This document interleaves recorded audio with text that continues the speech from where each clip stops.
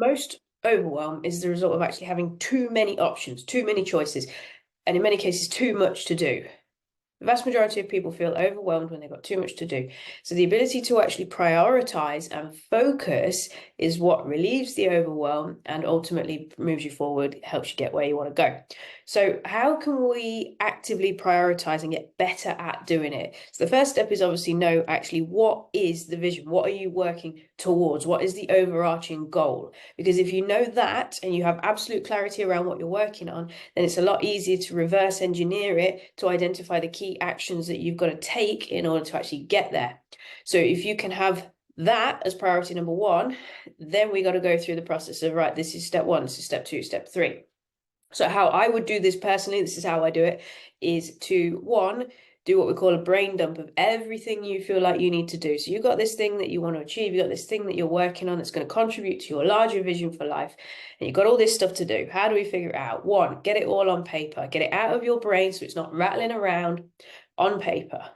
Two, figure out the biggest things that will move you forward. So go ahead and circle the things that are going to be the most impactful in getting you where you want to go. Three, take those and then chunk them down into their smaller tasks. Okay, so what are the key components of this? Key components of that. Break it down into the smallest steps you possibly can. Then all we have to do is assign those steps on a daily basis. So what are the three things you're going to do today that will get you closer to that one big thing, which then contributes to this larger thing? And the next day, what are the three things I'm going to do today that will either continue to contribute to that one thing I'm working on moving me forwards, or is it a new thing? Yeah. So it's a simple case of micro-stepping everything out and breaking it down into its smallest components. Most people get overwhelmed, they've got too much to do, or the tasks seem insurmountable.